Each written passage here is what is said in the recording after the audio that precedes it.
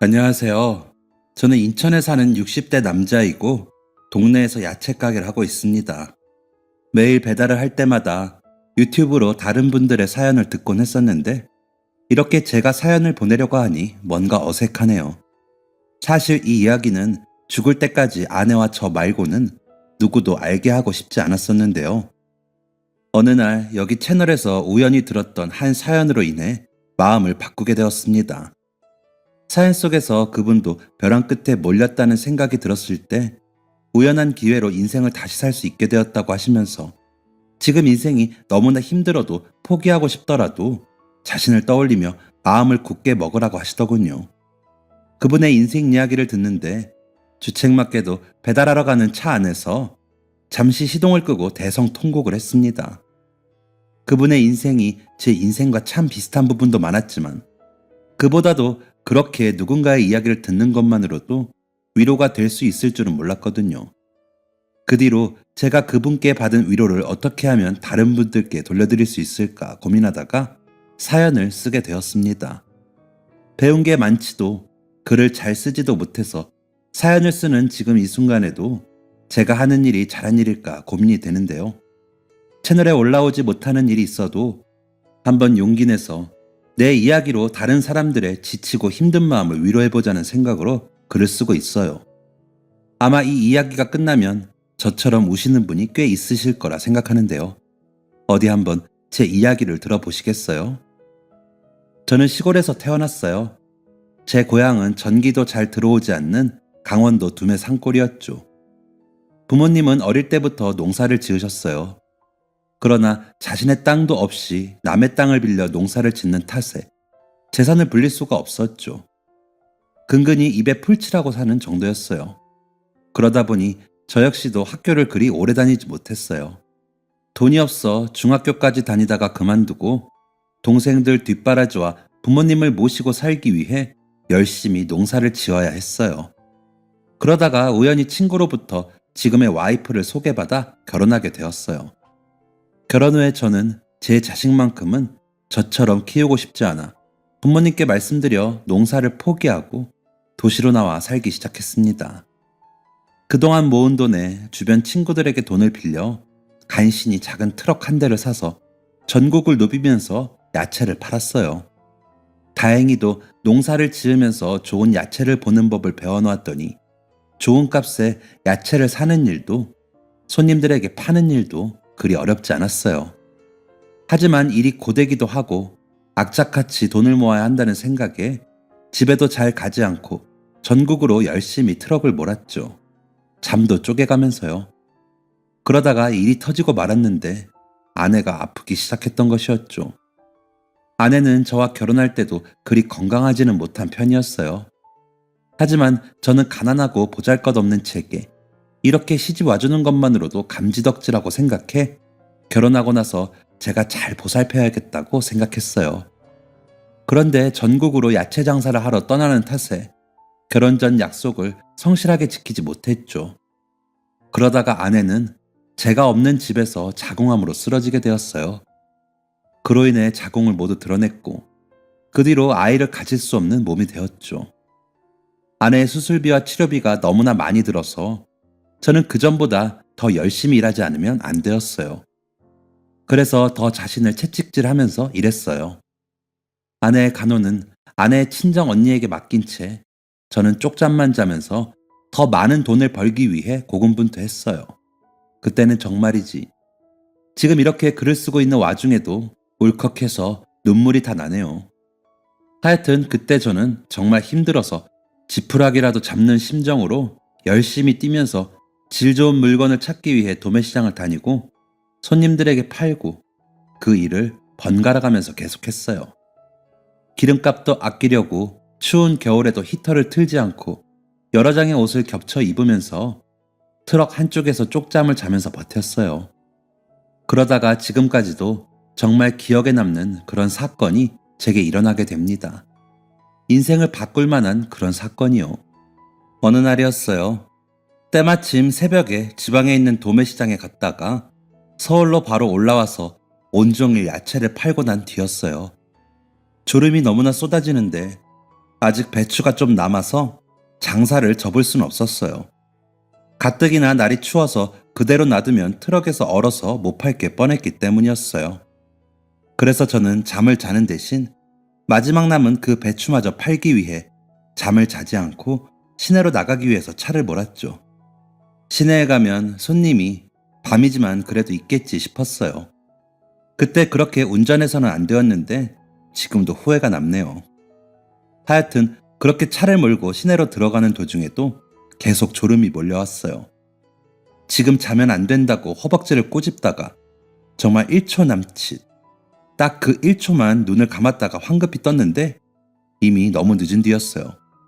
황급히 브레이크를 밟았지만 제 차가 무엇을 쳤는지 알 수 있겠더라고요. 맞은편에서 달려오던 승합차였죠. 제 작은 트럭도 충격이 컸는지 앞 유리창이 모조리 깨진 후였고 에어백이 터지면서 저도 운전대에 세차게 머리를 부딪혔어요. 하지만 저보다는 제가 부딪힌 승합차가 문제였어요. 급히 터진 에어백과 의자 사이에서 힘겹게 나와 차 문을 열고 밖에 나갔을 때 제 눈에 보이는 것은 형체가 알 수 없게 찌그러진 자동차였어요. 얼른 119에 전화를 걸어 신고하고 자동차의 문을 열었어요. 앞좌석에 앉아있던 두 부부는 온몸이 피투성이가 된 채 다친 정도가 심각해 보였어요. 제 트럭의 앞부분이 완전히 찌그러지면서 그로 인한 파편과 모든 충격이 두 부부에게 돌아간 것 같았죠. 정말 죄송했어요. 돈을 벌겠다고 악착같이 살았는데 저 때문에 죄 없는 이 부부가 피해를 본 것 같아 고개를 들 수도 없었어요. 그때 순간 희미하게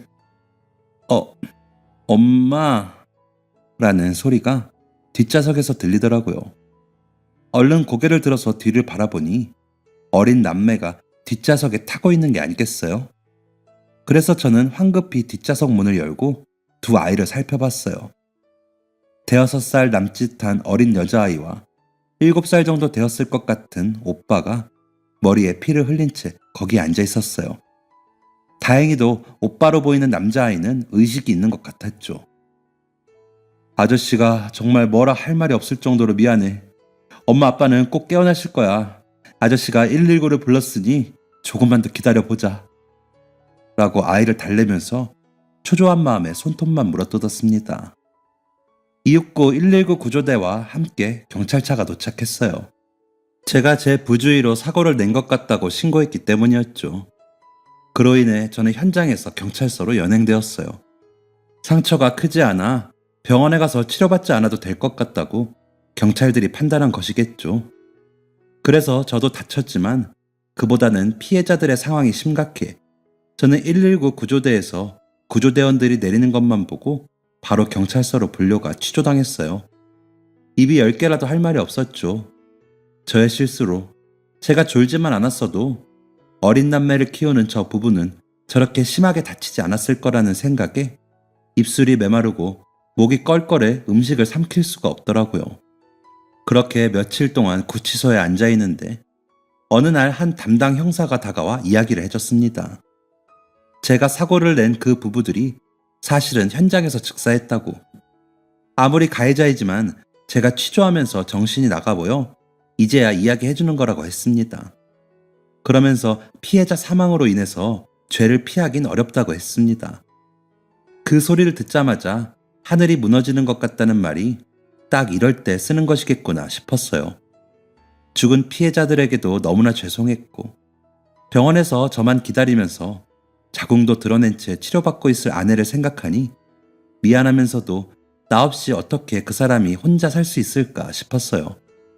그렇게 저는 순간의 실수로 인생의 희망을 잃었습니다. 사람을 쳤지만 고의가 아닌 실수였고 또 가로등이 고장나 있던 길이라 반대편에서 달려오는 차를 보기 힘들었다는 이유로 형량이 약간 낮아져 결국 저는 징역 3년형을 선고받았습니다. 재판 과정에서 피해자들의 식구들로 보이는 이들을 볼 수 있었는데 그들은 제게 판사님, 저 남자는 살인자예요. 죽은 우리 아들 불쌍해서 어쩌노? 어린애들만 남았다고요. 하면서 저마다 저를 향해 분노를 표출했어요.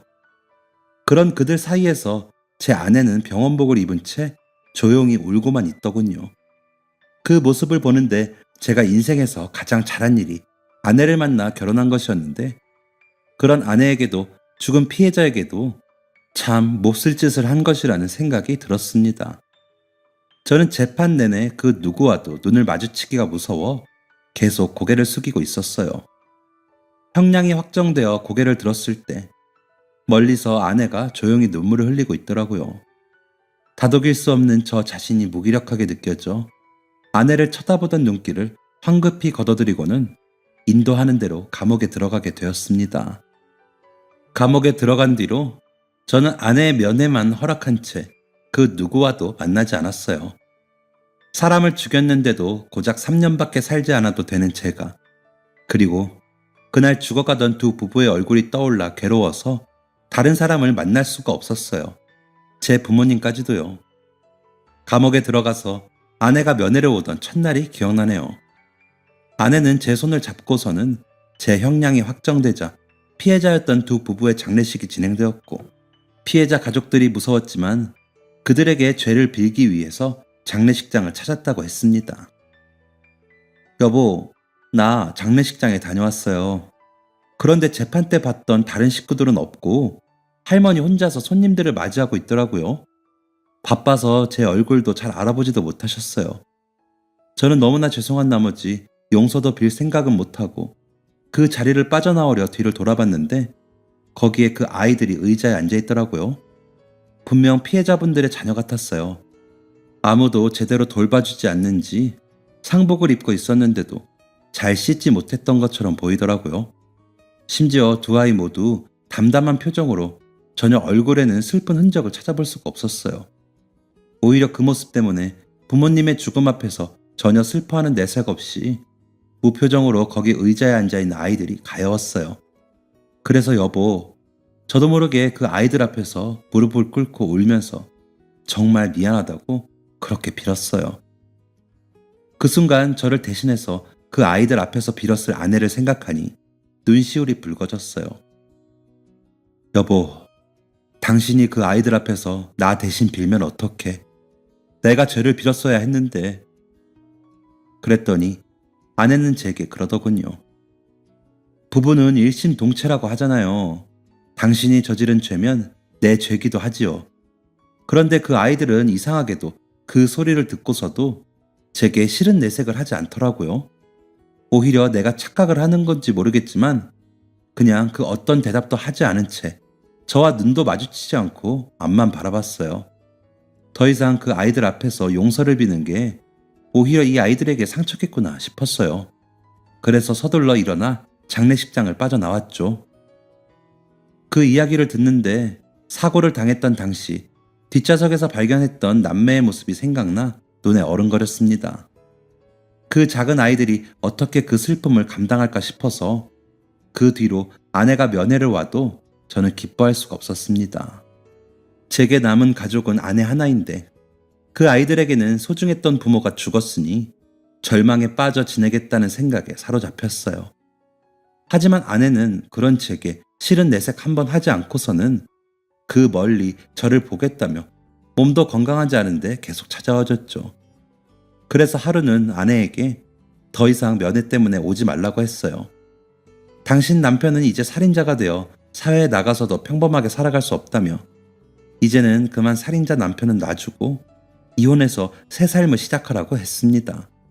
그러자 아내는 울면서 당신 어떻게 그런 말을 해요? 나 때문에 그렇게 힘들게 몸도 혹사하면서 일하다가 낸 사고인데 내가 아니면 당신을 누가 돌봐줘요? 하면서 소리를 지르더라고요.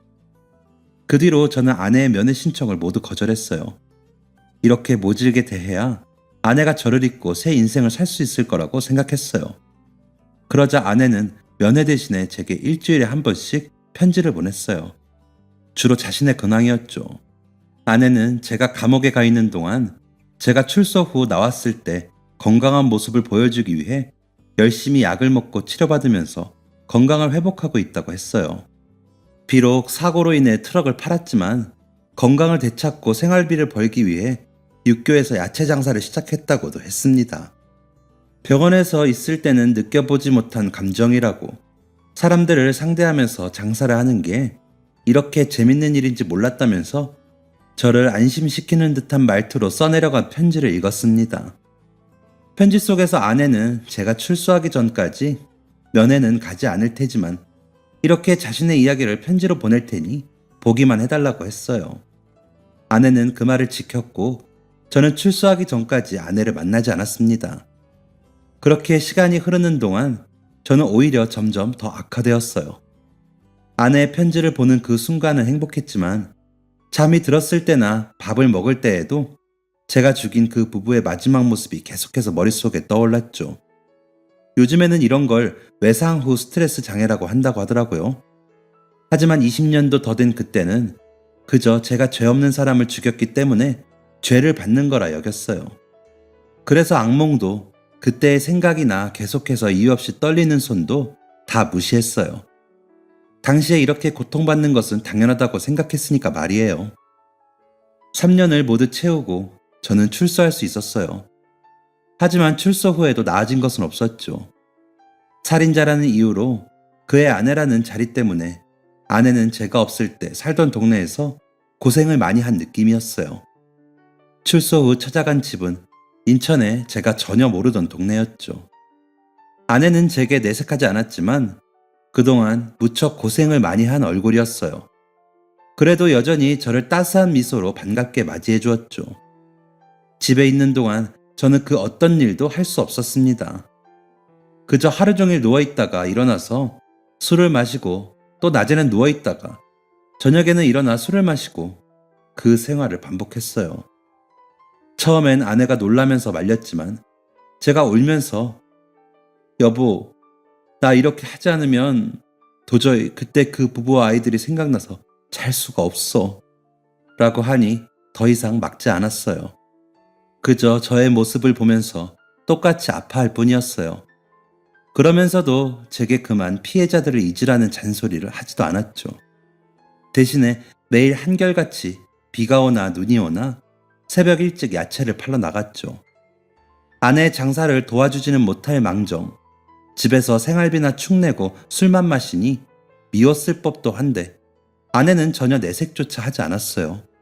오히려 제가 술만 마시고 밥은 먹지도 않을까봐 새벽 일찍 출근하면서도 꼭 저를 위해 반찬을 만들어 주었어요. 그런 아내의 모습을 보면서도 저는 정신을 차리지 못했고 그렇게 2년 정도 저는 정말 폐인처럼 살았습니다. 그러던 어느 날이었어요. 늘 밖을 나오지 않거나 어쩌다가 외출을 해도 술을 사러 나오는 것뿐이었는데 그날따라 갑자기 아내가 야채를 팔고 있는 육교를 가보고 싶더군요. 그날이 아직도 기억에 남는 것은 옷을 여러 겹 껴입어도 너무 추워서 가만히 있는데도 이가 덜덜 떨리던 날이었기 때문이에요. 아내를 보러 올라간 육교에서 아내는 두꺼운 옷을 입고 떨면서도 지나가는 사람들에게 야채를 하나라도 더 팔기 위해서 발을 동동거리고 있었죠.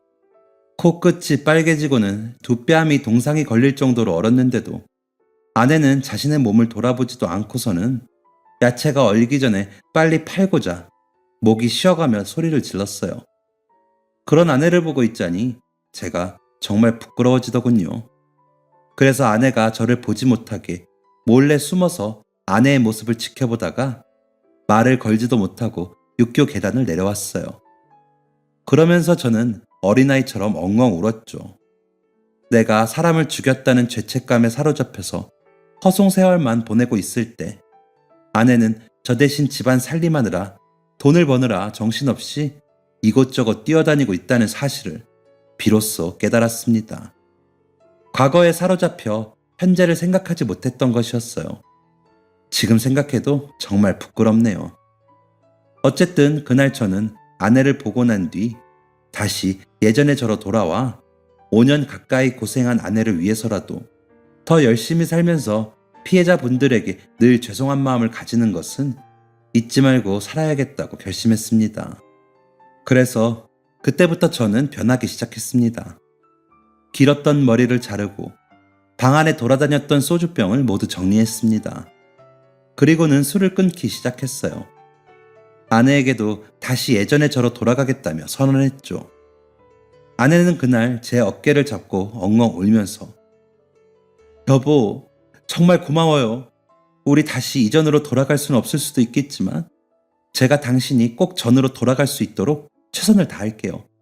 그리고 우리 늘 피해자분들에게 죄송한 마음으로 살면서 착한 일도 많이 하고 이 세상을 위해 좋은 일만 하다가 한날 한시에 같이 가요. 라고 제게 용기를 북돋아 주었습니다. 이렇게 좋은 아내를 두고도 정신을 차리지 못했다니 다시 한번 제 자신이 한심스럽게 여겨지고 다시 마음을 다잡을 수 있었습니다. 그 뒤로 아내와 장사를 시작하면서 저는 운전으로 인한 트라우마를 마침내 이겨낼 수 있었습니다. 사람을 치었다는 죄책감 때문에 감옥에 들어갔다가 나온 뒤로 단 한 번도 운전대를 잡을 수 없었거든요. 그러나 아내가 육교에서 추위에 덜덜 떨면서 일하던 모습이 생각나 가게를 얻지 못하더라도 전처럼 전국으로 트럭을 몰면서 열심히 야채를 팔아야겠다고 생각했습니다. 그때 마침 부모님이 돌아가시면서 동생들과 재산을 나누게 되었습니다. 약간의 여윳돈이 생기자 아내와 저는 아주 작은 트럭을 중고차로 구입했습니다. 그러고서는 이전처럼 도매시장을 돌아다니며 질 좋은 야채를 사서 전국을 돌아다니며 파는 일을 시작했습니다. 전국 어디든 안 가본 곳 없이 이번에는 때로는 아내도 함께 돌아다녔어요. 함께 전국을 돌면서 손님들에게 야채를 팔았죠. 그렇게 저는 아내 덕분에 출소 후 방황했던 2년간의 생활을 청산하고 새 인생을 시작할 수 있게 되었습니다. 그러던 어느 날이었어요. 마침 아내가 오랜만에 처형 집에 놀러 가고 난 뒤 저 혼자 장사를 하러 나온 날이었죠. 시골에서 5일장이 열리던 날이라 트럭 가득 야채를 싣고 장사를 하러 나갔죠. 사람들도 많아 제법 장사가 잘 된 하루였어요. 저녁도 되지 않아 싣고 간 야채를 다 팔고서 서둘러 집에 가기 위해 짐을 챙기고 있었을 무렵이었습니다. 한눈에 봐도 풍족한 집 아이들은 아닌 듯 낡은 옷을 입고 잘 씻지 않은 것 같은 오빠와 여동생이 손을 잡고 제게로 오더라고요. 한 번이 아닌 것처럼 남매 중 오빠는 여동생 손을 꼭 잡은 채 제게 아저씨, 혹시 여기 이 야채들 다 버리는 거예요? 라고 물어보더라고요. 팔려고 했던 야채들은 다 팔고 남은 거라고는 배추 찌꺼기와 손님들이 사지 않고 남기고 간 물은 애호박 하나였는데 그것을 달라고 하는 거였죠. 줄 수는 있는데 이걸로 뭐 하려고? 그 순간 앞불싸했죠. 아이들의 행색이 아무래도 이것들을 주워가서 먹으려고 물어본 것 같았는데 괜히 당황해서 아이들에게 말로 상처를 입히는 건 아닌가 걱정도 되었고요. 그러자 남자애가 웃으면서 집에 가져가서 동생이랑 할머니랑 저녁 먹으려고요 하며 머리를 쓸어 넘기는데 자세히 보니 남자아이의 얼굴에는 왼쪽 눈가에 기다란 큰 상처가 있더라고요. 상처를 가리려는지 머리를 기르고 있었지만 언뜻 보기에는 얼굴이 참 착해 보였어요. 아이들을 보니 어릴 때 가난해서 가끔 동네 분들에게 쌀을 꾸러 다녔던 제가 기억나더군요. 그래서 아이들에게 그래, 가져가도 좋아. 아저씨가 팔고 남은 손님들에게 팔지 못하는 야채들을 차에 좀 실어 놓았는데 잠시 기다려 볼래? 하고는 트럭에 올랐습니다. 그리고 미리 챙겨둔 야채 봉지를 꺼내왔죠. 이따가 집에 가는 길에 아내를 데리러 가면서 처형에게 가져다 주려고 챙겨놓은 배추며 호박이며 지금 손님들에게 팔아도 전혀 문제가 없을 정도로 싱싱한 야채들이었습니다. 아이들 눈앞에 그 꾸러미를 내려놓는데 눈들이 반짝반짝 빛나면서 우와, 오빠, 오늘 이거 우리가 먹는 거야? 하고는 여동생이 이를 드러내며 밝게 웃더군요.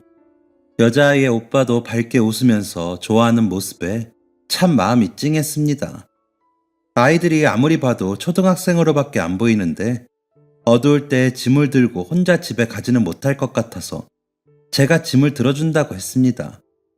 아이들은 처음에는 경계하듯 괜찮다고 했지만 그럼 제가 집 앞까지는 안 가고 근처까지만 물건을 갖고 가준다고 하니 남자아이가 집으로 안내했습니다. 그렇게 아이들의 집으로 향하는 길목에 도착하고 나서 남자아이는 손으로 한 집을 가리켰습니다. 아저씨, 저희 집이에요. 여기까지 와주셔서 감사드려요.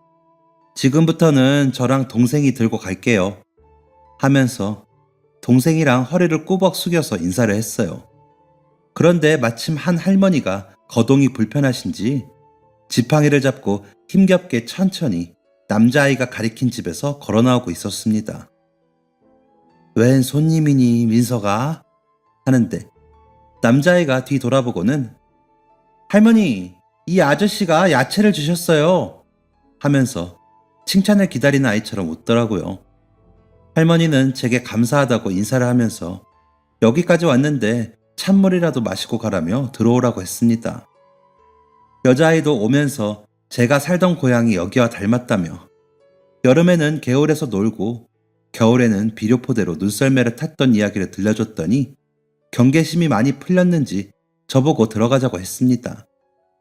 남자아이만 저를 보며 약간 주저했지만 야채 바구니를 손에 쥐고는 제 손을 이끌면서 아저씨, 죄송해요.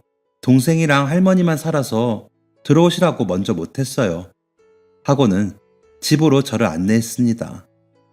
어릴 때 저도 집에 여동생들이 많이 살아서 낯선 사람을 경계했다 보니 아이의 마음이 충분히 이해가 가서 장난스럽게 머리를 쓰다듬고 집으로 따라 들어갔습니다. 마루에 앉아 할머니가 주시는 찬물을 마시고 주위를 둘러보는데 정말이지 제가 옛날에 살던 고향집보다 더 남루해 보였습니다. 우리 손자 손녀가 혹시라도 민폐를 안 끼쳤는지 애들 엄마 아빠가 죽고 나서 늙은이가 혼자 키우다 보니 사는 게 힘들어서 5일장이 서면 오늘처럼 야채를 주워다가 입에 풀칠하고 있어요. 내가 늙어서 잘 움직이지 못하다 보니 저 어린 것들이 야채도 주워오고 나 대신 집안일도 하고 밥도 짓고 참 대견하지. 할머니는 눈시울에 눈물을 훔치면서 제게 이야기를 전했습니다. 부엌에서 서로 나눠서 저녁을 준비하는 애들의 모습을 보니 저도 눈물이 나는 것 같더라고요. 그래서 주머니에서 5만 원을 꺼내 할머니의 손에 쥐어드렸습니다. 할머니는 한사코 거절하려 했지만 이 돈으로 아이들이랑 한번 고기라도 드시라고 하고는 서둘러 집을 나왔습니다. 그 뒤로 그 5일장의 야채를 팔러 갈 때마다 질 좋은 야채를 따로 챙겨서 할머니 댁에 들르곤 했습니다. 팔다 남은 것들이라 버려야 한다면서 말이죠. 할머니는 그때마다 버릴 야채가 아닌 것을 당연히 알고 계시다 보니 제게 감사하다는 인사를 하면서 눈물을 글썽이셨습니다. 멀뚱히 쳐다보는 아이들에게는 10,000원씩 용돈을 주면서 할머니랑 잘 있고 또 놀러 온다면서 길을 바로 나섰어요. 늘 저녁 같이 먹고 가라며 할머니나 아이들이 붙잡았지만 가뜩이나 없는 살림에 숟가락을 보탤 수 없어서 바로 나왔죠. 하루는 아내에게 이런 이야기를 털어놓았습니다. 그러자 아내는 여보, 왜 지금 말해요? 아이들이 안쓰러워서 어떡해. 우리 이것도 인연인데 당신이 그 5일장에 가는 날이면 내가 반찬을 좀 싸서 보낼게요. 이제 한참 자랄 애들일 텐데 야채 말고 더 영양가 있는 음식을 먹어야 하지 않겠어요? 라고 했습니다. 그 뒤로 저는 5일장에 야채를 팔러 가지 않는 날에도 가끔 쉬는 날이면 아이들을 만나러 그곳을 다녀왔습니다. 점점 아이들과 친해지다 보니 마치 친자식처럼 여겨져서 아이들 학용품부터 필요한 것들도 곧잘 사주며 저도 정을 붙였습니다. 그러던 어느 날 먼 길이라 아내는 두고 저 혼자만 장사 나가곤 했었는데 아내가 아이들을 만나보고 싶다면서 함께 다녀오자고 먼저 이야기를 꺼냈습니다.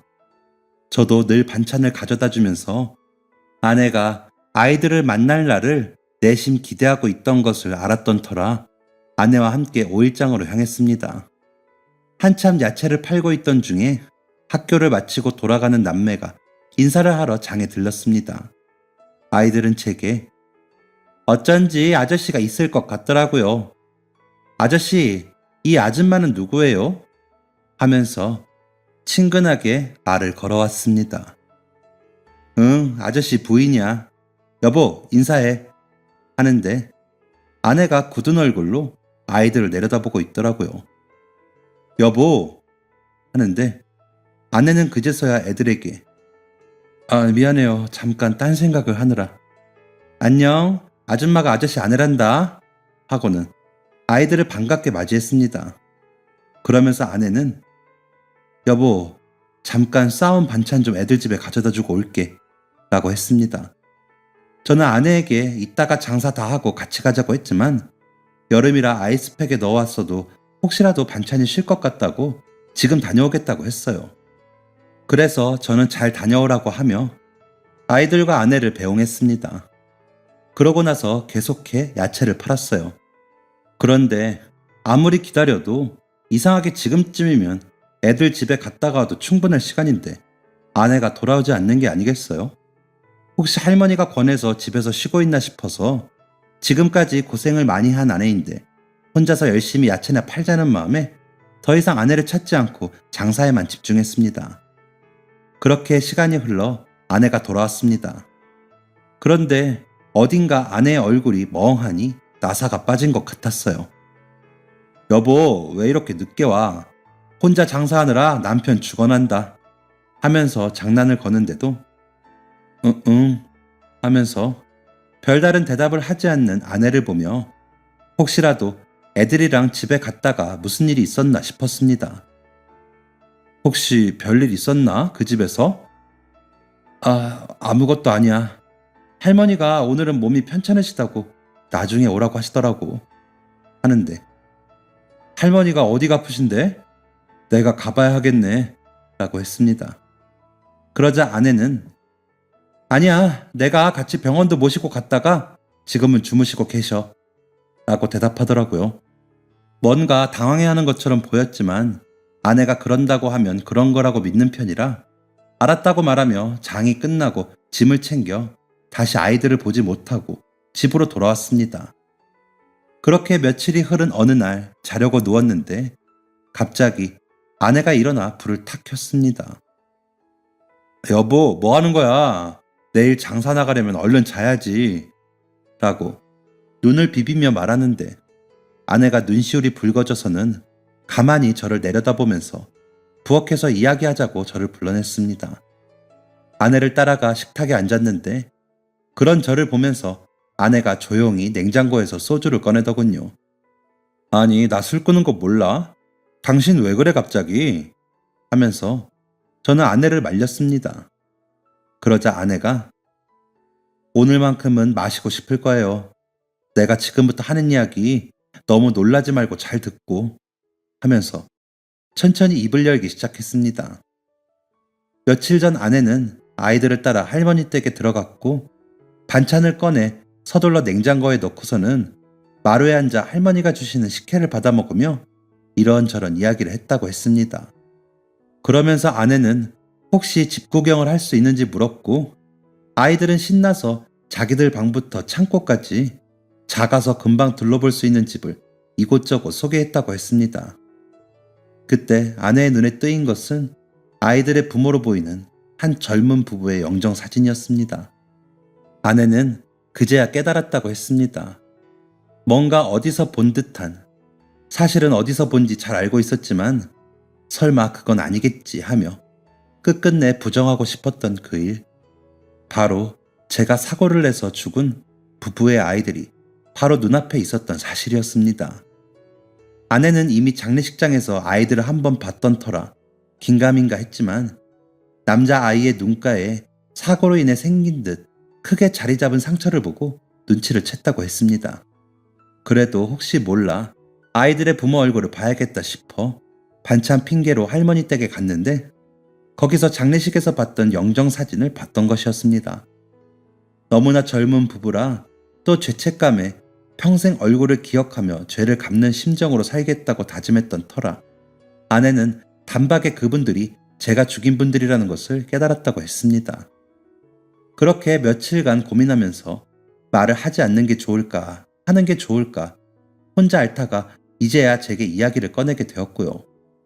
저는 그 사실을 듣고 나서 충격에 빠져서 바로 눈앞에 놓여있던 술병의 뚜껑을 열었습니다. 하지만 도저히 술을 마실 수가 없었습니다. 여기서 술을 마시면 또 다시 과거의 저처럼 계속해서 마실 것 같은 느낌이 들었습니다. 그 대신에 고개를 숙여 다 큰 남자가 어린아이처럼 엉엉 울었습니다. 지금까지 저는 그런 줄도 모르고 아이들을 동정했는데 알고 보니 아이들을 그렇게 만든 건 저였다는 사실이 참 끔찍하더라고요. 저 아이들이 부모 밑에서 사랑받으며 클 수 있는 기회를 제가 날려버린 거였잖아요.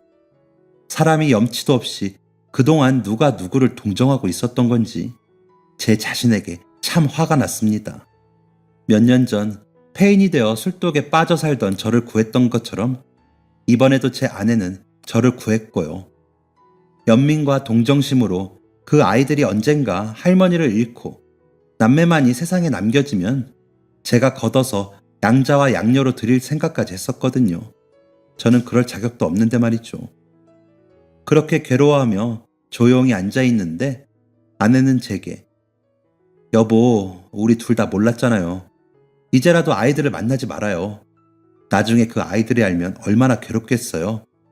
우리 이제 그만 저 아이들의 인생에서 빠져줍시다. 라고 말하며 저를 달랬습니다.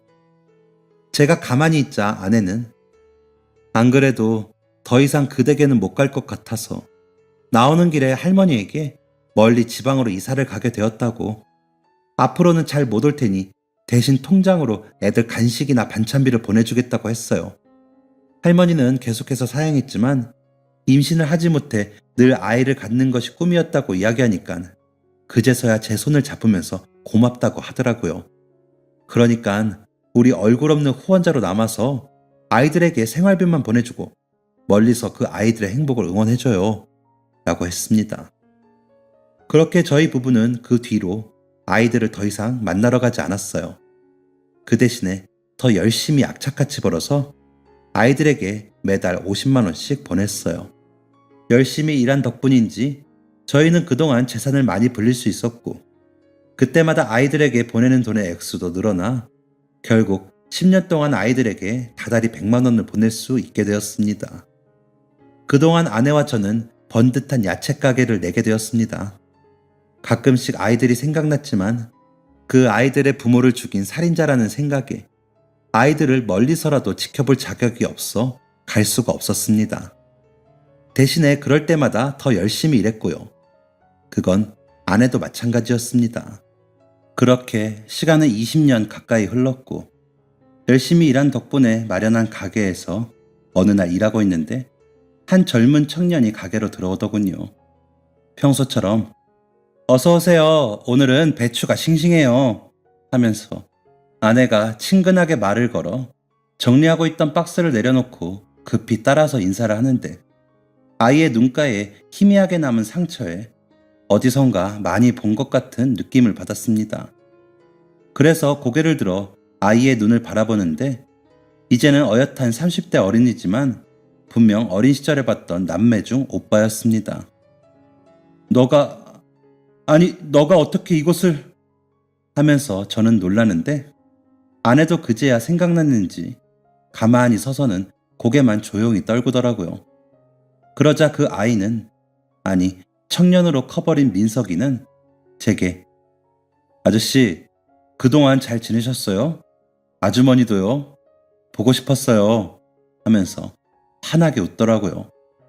저는 그 아이의 얼굴을 보자 혹시라도 이 아이가 제가 부모를 죽인 것을 알고 왔나 싶어 그 자리에서 무릎을 꿇었습니다.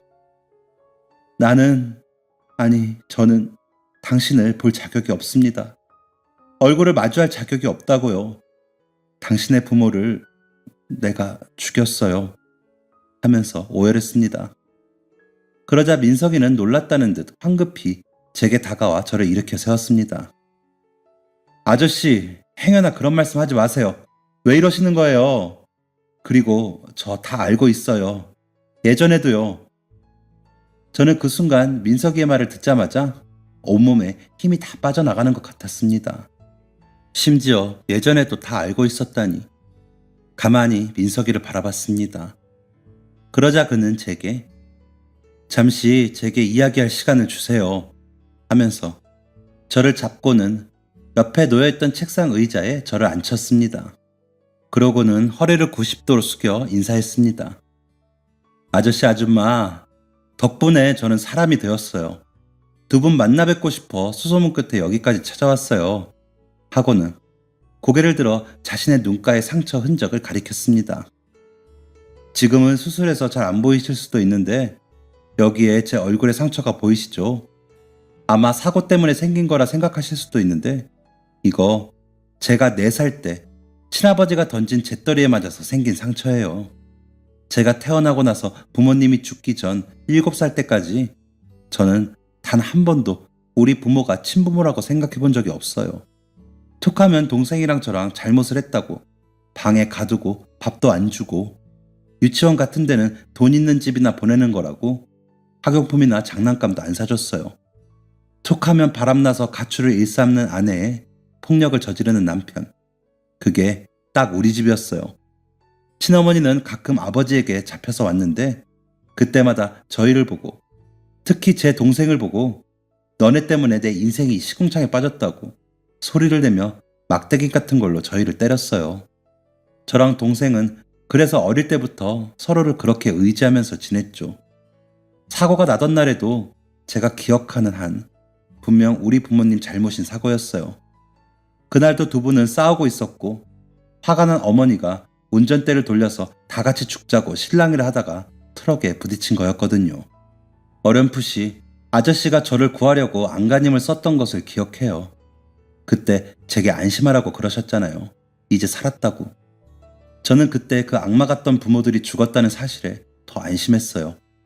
인간 취급도 안 하던 우리 둘을 괴롭혔던 악마가 그렇게 간 것 같았으니까요.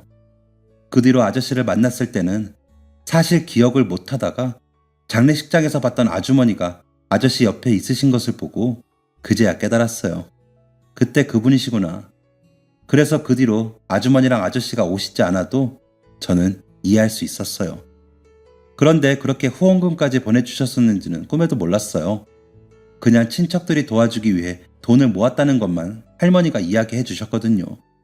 그러다가 학교를 졸업할 무렵 할머니가 병으로 병원에서 돌아가시면서 저랑 동생에게 유서를 남기셨어요. 죽을 때가 되니 고백한다면서 본인도 아들 내외가 손자 손녀를 학대하는 것은 알았지만 늙어서 어쩔 도리가 없었다고, 어릴 때의 일은 자신의 잘못이라고 하면서 사고를 냈던 남자가 아저씨라고 하시더라고요. 아마도 할머니도 장례식장에서 본 아주머니의 얼굴과 이름을 기억하고 있었는데 통장에 입금하던 이름을 보고 그제야 기억하셨던 것 같아요. 그러면서 그동안 두 분 덕분에 모은 돈이라며 꽤 큰 돈을 유산으로 물려주셨어요. 그래서 그 돈으로 저랑 동생은 고등학교 졸업 후 야채 장사를 시작해 청년 야채 가게를 내게 되었고요. 지금은 장사가 잘 돼서 전국에 체인점이 몇 개 생겼어요. 이제야 여유가 되어서 동생도 아저씨를 만나러 오고 싶다고 그랬는데 일단 저 혼자만 왔어요. 아저씨, 그때 그날 일은 모두 사고였잖아요. 저는 이미 아저씨가 저희를 떠나기 전에 아저씨를 용서했어요. 아니, 용서가 아니죠. 아저씨 덕분에 제가 또 동생이 살았는걸요. 이야기를 조용히 듣고 있던 저와 아내는 소리 죽여 울 수밖에 없었습니다. 그때 그 어렸던 그 아이가 이렇게 번듯한 사장님이 되어 우리 앞에 나타나다니. 저는 울면서 민석이의 손을 어루만졌습니다. 어쨌든 너희들 부모의 삶을 앗아간 건 나야. 그리고 그 죄는 이루 말할 수 없고. 그러니 너희가 나를 용서한다면 이제 내가 너희들의 아버지가 되어서 평생 너희들에게 죄를 갚으면서 살아갈게. 라고요. 아내도 옆에서 고개를 끄덕이며 제 말에 동조해줬습니다. 그러자 민석이도 감정에 복받치는지 눈시울이 빨개져서는 그럼요, 아저씨. 아니, 아버지. 하면서 저를 안아줬습니다. 그날 이후로 저와 아내에게는 번듯한 아들과 토끼 같은 딸이 생겼습니다. 다음 주 주말에는 드디어 그 아이들 중 먼저 결혼한 오빠를 따라 동생인 우리 미나가 결혼하는 날이에요. 아이가 오빠 때는 결혼식에도 못 와봤으니 이번에는 꼭 결혼식에 와달라고 하더라고요. 원래는 혼주 자리에 앉아달라고 했지만 아무리 아이들이 용서했다고 하더라도 차마 그 자리에 앉을 수 없어 거절했습니다. 그러자 아내가 조용히 그러더라고요. 이제는 우리 아들, 딸인데 더 이상 죄책감을 느끼며 그러지 말자고요. 저는 아내의 말을 들으면서 고민하다가 결국 미나의 부탁을 들어주기로 했습니다. 다른 친척들도 할머니가 돌아가시고 나서는 한 번도 왕래하지 않았다고 부담 없이 정말 아버지로서 또 어머니로서 축복해달라고 부탁했습니다. 이번에는 아이의 부탁을 꼭 들어주려고요. 이렇게 이야기를 하고 나니 마음 한쪽이 참 시원하기도 하고 후련하기도 하네요. 애들을 생각하면 거의 20년 동안 참 마음이 무겁고 죄책감만 느꼈는데 제 이야기를 들은 여러분들도 혹시라도 힘든 일이 있으셨다면 위로를 받아가시길 바랍니다. 제가 그랬던 것처럼 분명 지금 당장은 힘들어 앞이 보이지 않더라도 꼭 여러분에게 행복한 미래가 놓여져 있을 거니까요. 그러다 보면 제가 꿈에도 기대하지 않았던 아들, 딸을 얻은 것처럼 여러분에게는 행운이 찾아올 거예요. 지금까지 긴 이야기 들어주셔서 감사드립니다. 늘 좋은 일만 가득하세요. 지금까지 사연 들어주셔서 감사합니다. 사연이 재밌으셨다면 구독과 좋아요를 눌러주세요. 감사합니다. 안녕히 계세요.